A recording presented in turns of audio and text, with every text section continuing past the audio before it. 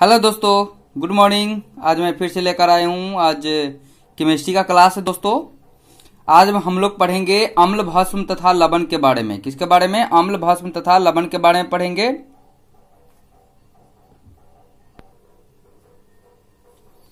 अम्ल, भस्म तथा लवण के बारे में पढ़ेंगे। क्या पढ़ेंगे?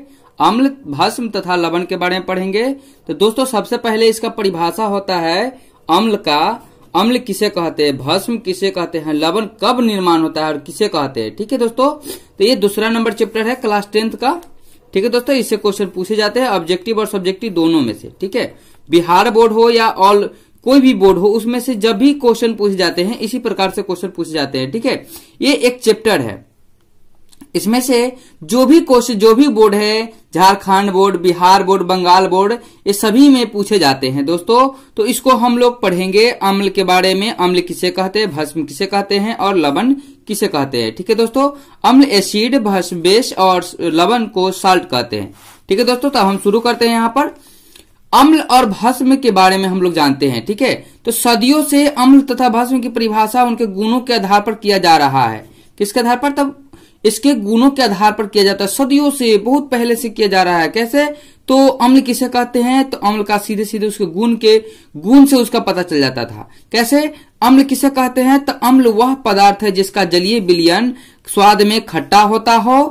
क्या होता हो? स्वाद में खट्टा होता हो और धातु से विक्रिया करके हाइड्रोजन गैस मुक्त करता हो। ठीक है दोस्तों, ये आप याद रखिए। धातु से विक्रिया करके अम्ल कौन? तो अम्ल कौन?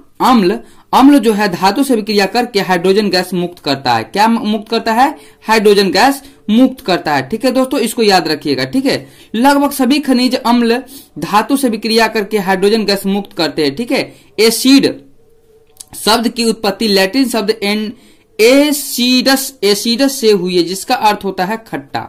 ठीक है दोस्तों, यहां से ही पता चल जा रहा है खट्टा से। ठीक है, तथा अगर भस्म की बात करते हैं तब क्या होगा? तब भस्म किसे कहते हैं? यहां पर ध्यान दीजिए। भस्म यानी बेस किसे कहते हैं? बेस मतलब भस्म वह पदार्थ है जिसका जलीय विलयन क्या होता है? जलीय विलयन स्वाद में कड़वा होता है तथा अम्ल से अभिक्रिया करके अम्ल को उदासीन कर लवण बनाता है। अम्ल से अभिक्रिया करके उदासीन बनाता है। यानी समान मात्रा में अगर अम्ल मिल जाए और समान मात्रा में क्षार मिल जाए यानी भस्म मिल जाए, तो दोनों मिलकर लवण का निर्माण करेगा। किसका निर्माण करेगा? लवण का निर्माण करेगा। ठीक है दोस्तों, जैसे ही लवण का निर्माण करेगा तो ये क्या कहलाएगा? अम्ल से विक्रिया करके उदासीन करके लवण का निर्माण करेगा तो भस्म कहलाएगा। ये गुण के आधार पर हो गया दोस्तों। ठीक है, तो ये गुण के आधार पर हो गया। जैसे दोस्तों प्रकृति में पाए जाने वाले जो भी हैं पदार्थ, उनके बारे में हम आप लोग को बताते हैं। जैसे यहाँ पर संतरा और नींबू का रस है कि यह संतरा और नींबू का जो रस होता है उसमें क्या पाया जाता है? तो सिट्रिक अम्ल पाया जाता है। दोस्तों संतरा और नींबू का रस तो आप लोग भी खाए होंगे। ये देखने में मतलब खाने में कैसा लगता है? स्वाद में तो खट्टा लगता है। कैसा लगता है? स्वाद में खट्टा लगता है। तो हम इससे पहले भी थोड़ा देर पहले ही पढ़े हैं, वैसा पदार्थ जो स्वाद में खट्टा होता हो। ठीक है, वैसा पदार्थ जो स्वाद में खट्टा होता हो उसे हम क्या कहते हैं? अम्ल कहते हैं। ठीक है दोस्तों, जब आपसे पूछा जाए संतरा और नींबू के रस में कौन सी अम्ल पाई जाती है, तो आप लोग इतना ध्यान रखिए, सिट्रिक अम्ल पाया जाएगा। क्या कौन सा अम्ल? सिट्रिक अम्ल पाया जाता है। क्या? सिट्रिक अम्ल पाया जाता है। ठीक है दोस्तों, उसके बाद अगर सेब की बात करते हैं तो सेब की बात में हम करेंगे, इसमें हो जाएगा मौलिक अम्ल। ठीक है, मौलिक अम्ल हो जाएगा, मैलिक अम्ल जिसको बोलते हैं। देखिए दोस्तों, इसको याद करने का तरीका क्या है? जैसे देखिए, अगर किसी व्यक्ति को हम हॉस्पिटल में मिलने जाते हैं, यानी तबीयत खराब हो जाता है तो हम लोग मिलने जाते हैं, तो क्या करते हैं? आधा केजी या 1 केजी सेब लेकर जाते हैं। क्या? हॉस्पिटल में जाने के लिए हम लोग क्या करते हैं? 1 केजी सेब या कुछ लेकर जाते हैं। ठीक है दोस्तों, तो सेब लेकर जाएंगे तो मिलने के लिए जाएंगे। जब भी मिलने के लिए जाते हैं तो सेब लेकर जाते हैं। इस याद रखिएगा, सेब में जो अम्ल होता है मैलिक अम्ल होता है। मिलने, इससे रिलेटेड कर लीजिए इसको, मिलना। ठीक है, मिलना। ठीक है दोस्तों, उसके बाद हम लोग बात करते हैं इमली के बारे में। अगर इमली के बारे में आपसे पूछा जाए तो इमली में हमेशा याद रखिएगा टार्टरिक अम्ल पाया जाता है।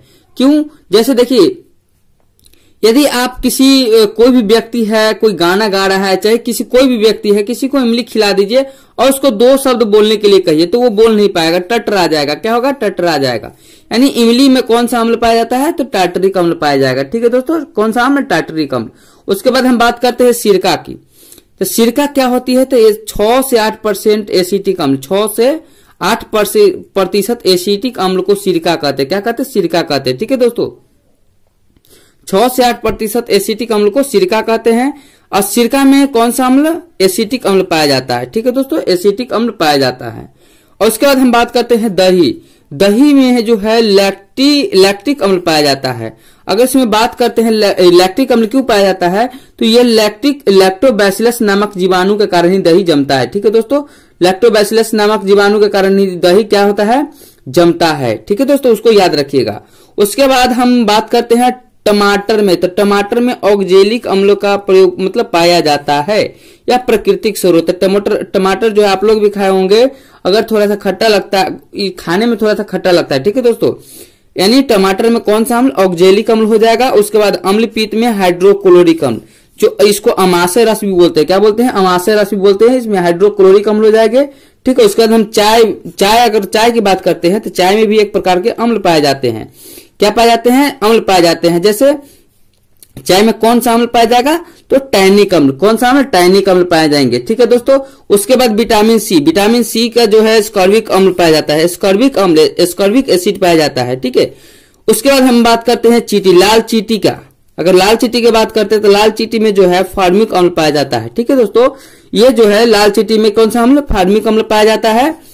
या बिच्छू के डंक में भी क्या पाया जाता है? बिच्छू के डंक में, उसमें भी फार्मिक अम्ल पाया जाता है। मधुमक्खी के डंक में भी क्या पाया जाता है? फार्मिक अम्ल पाया जाता है। एक और होता है नेटल के पौधा। ठीक है दोस्तों, नेटल के पौधा में भी फार्मिक अम्ल पाया जाता है।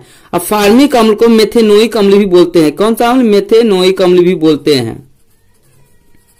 मेथेनोइक अम्ल भी बोलते हैं। ठीक है दोस्तों, मेथेनोइक अम्ल भी बोलते हैं। तो चलिए दोस्तों, आज हम लोगों ने पढ़े हैं अम्ल और भस्म के गुण के आधार पर इसका परिभाषा के बारे में जाने। ठीक है दोस्तों, हम अगले पार्ट में हम पढ़ेंगे इसका। अगले पार्ट में पढ़ेंगे हम लोग ऑरहेनियस के द्वारा अम्ल की परिभाषा, ऑरहेनियस के द्वारा अम्ल की परिभाषा और क्षार की परिभाषा। ये दोनों हम लोग पढ़ेंगे। इससे अगले नेक्स्ट वीडियो में हम लोग पढ़ेंगे। ठीक है दोस्तों, धन्यवाद।